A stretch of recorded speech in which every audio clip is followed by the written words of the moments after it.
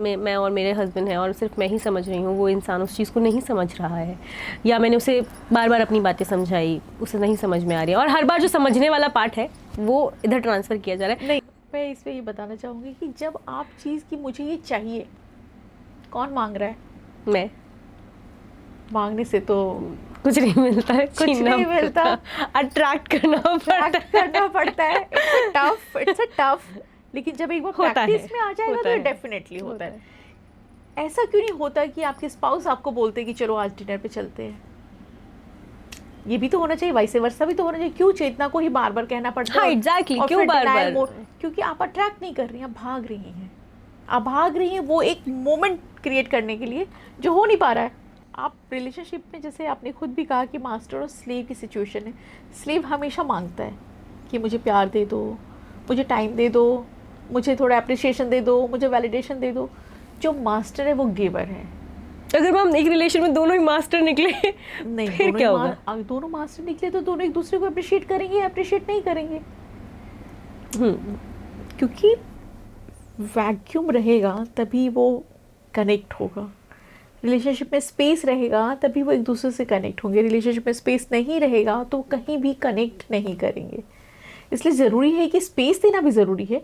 कभी आप अपने दोस्तों के साथ जाइए, कभी वो अपने दोस्तों के साथ जाएं, कभी आप लोग अपने साथ जाएं, कभी आप कहिए, कभी वो कहें।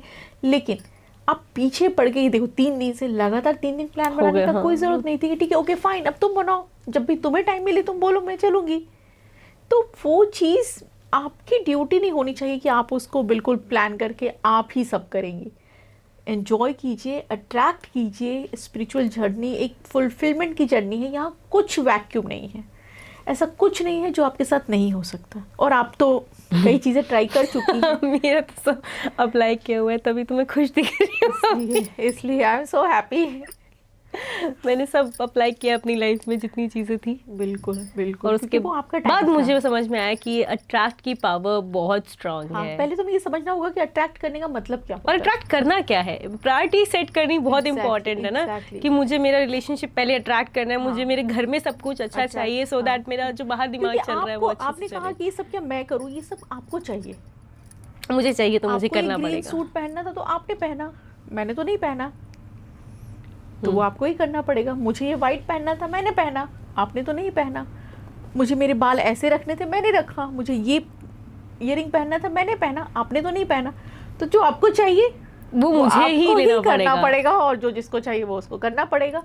रास्ता बहुत आसान है, बहुत ओपन है, लेकिन ज़रूरत है बस ट्रस्ट की, खुद पर और यूनिवर्स पे। बिल्कुल, क्या आपको मिलेगा, सब कुछ है, no bare minimum there, never never never. सब है भैया, सब है, सब जो चाहिए आपको ना, सब यूनिवर्स के पास है आपको देने के लिए। बस मांगने का तरीका आना चाहिए।